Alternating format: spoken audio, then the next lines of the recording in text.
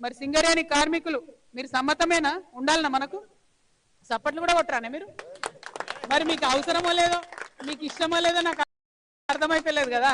ఉండాలి కదా ప్రభుత్వంలో, ఖచ్చితంగా ప్రభుత్వంలో ఉండాలని మేము డిమాండ్ చేస్తూ ఉన్నాం. ఇట్లా ఇంకా అనేక కార్యక్రమాలు ఉన్నాయి. ఒక్కొక్కటి మైనర్ గా చాలా ఇష్యూస్ ఉన్నాయి. ప్రత్యేకించి రియాజాన్ ఒకటే మాట చెప్పిండు, మనకు ఏదైతే కాంట్రాక్ట్ ఎంప్లాయీస్ ఉన్నారో వాళ్లకు జేబీసీసీ జీతాలు రావాలి, కానీ కాంట్రాక్ట్ ఉద్యోగులకు ఎక్కడ కూడా జేబీసీసీ జీతాలు వస్తున్న పరిస్థితి లేదు. ఇప్పుడు మా అక్క ఒక ఆమె చెప్పింది 26 మస్టర్లు ఇవ్వాలి, మాకు 20 మస్టర్లు కూడా ఇస్తలేరు, 10,000 కూడా జీతం వస్తలేదని చెప్తా ఉన్నారు. మరి ఇక ఎట్లా చేయాలి? మనం ఇంత కొట్లాడి ఆడబిడ్డలు ఉండొచ్చు సింగరేణిలో అని తీసుకొచ్చిందే మనం, తీసుకొచ్చి ఆడబిడ్డలు ఉంచిన మీద మరి వాళ్ళకి ఏమాత్రం జీతం రాని పరిస్థితి.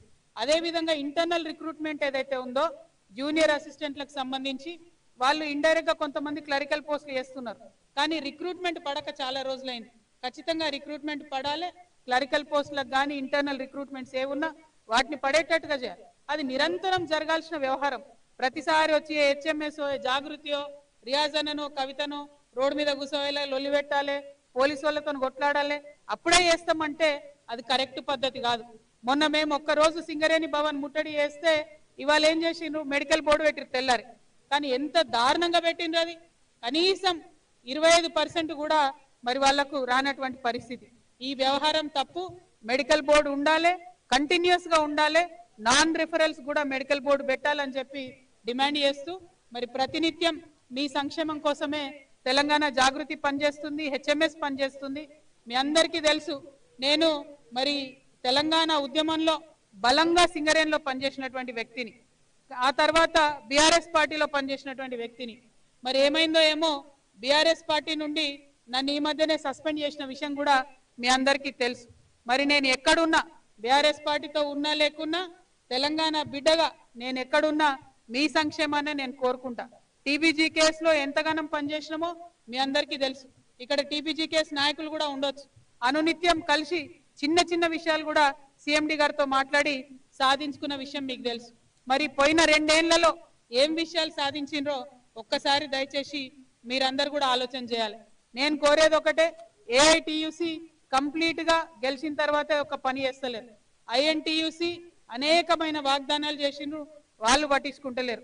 టీబీజీ కేసు నుండి మరి ఎందుకు పోరాట పటిమ ఏడబోయిందో నాకు తెలియదు, కానీ మేము సింగరేణి భవన్ ముట్టడించిన తర్వాత ఒక్కరోజు ధర్నా చేసిండ్రు. మరి అది కరెక్ట్ కాదు. సింగరేణి అంటే, బొగ్గుబాయి అంటే పిడికిలు ఎత్తాల్సిందే, పోరాటం చేయాల్సిందే, అప్పుడే హక్కులు సాధిస్తాం.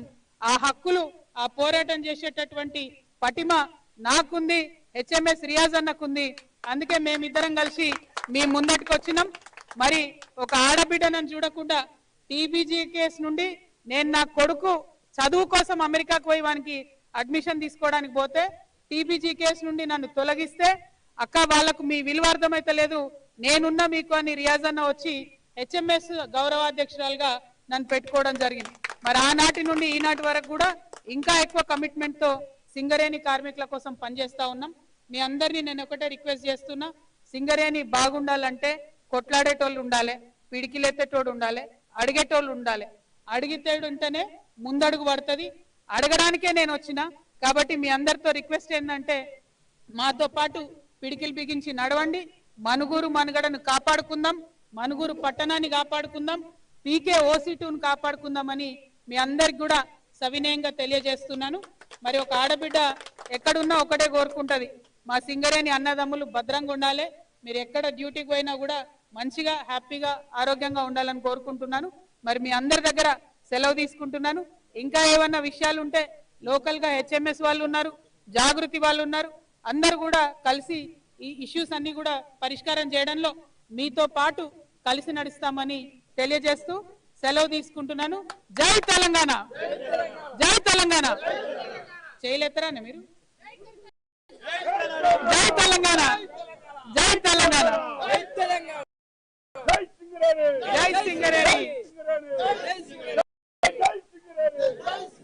Thank you, thank you brother.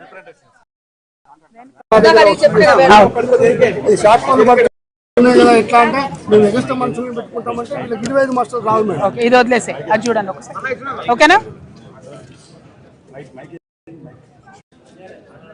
Hello, thank you. Contract కార్మికులు వాళ్ళ సమస్యల పైన మెమరణం ఇవ్వడం జరిగింది. 100% మీతోటి మేము ఉంటాం.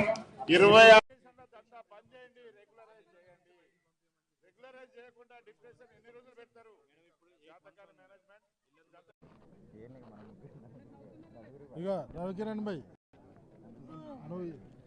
Thank you. జై తెలంగాణ, జై సింగరేణి.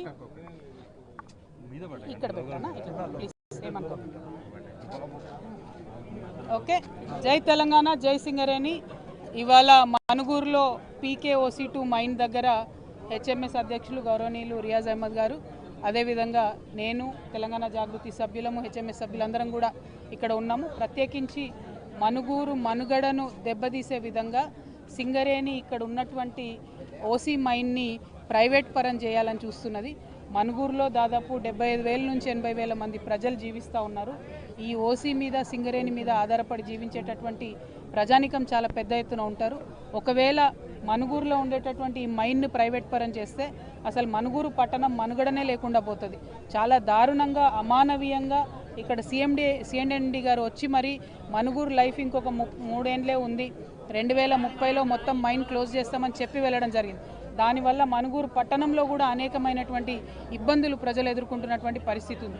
ఇంకొక పక్క భద్రాచలం థర్మల్ పవర్ స్టేషన్ అని పెట్టారు, దాని మీద 1000 మందికి ఎక్కువ జీవించేటటువంటి పరిస్థితి లేదు. కాబట్టి ఇక్కడ ఉండేటటువంటి PKOC2 మైన్ని ఎట్టి పరిస్థితుల్లో కూడా ప్రైవేట్ పరం చేయకూడదు. ఈ బ్లాక్ సింగరేణికే ఉండాలి, సింగరేణి మైనే నడవాలని చెప్పి మనుగూరు కార్మికుల పక్షాన నేను డిమాండ్ చేస్తూ ఉన్నాను. అదేవిధంగా సింగరేణిలో డిపెండెంట్ ఎంప్లాయ్మెంట్ కావచ్చు, మరి ఇన్కమ్ ట్యాక్స్ ఏదైతే జీతాల మీద, పర్క్స్ మీద ఇన్కమ్ ట్యాక్స్ వేస్తూ ఉన్నారో అవి కావచ్చు, ఇటువంటి అంశాలు, అలియాస్ నేమ్స్ అంశాల మీద తెలంగాణ జాగృతి HMS పోరాటం కొనసాగిస్తుంది. కార్మికుల పక్షాన నిలబడి ఉంటుందని చెప్పి మీకు మాట ఇస్తూ ఉన్నాం. Thank you. జై తెలంగాణ, జై సింగరేణి.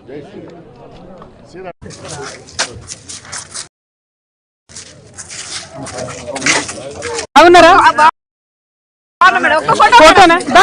నడురా. నేను పంపిస్తాను, అన్ని పంపిస్తాను. ఏం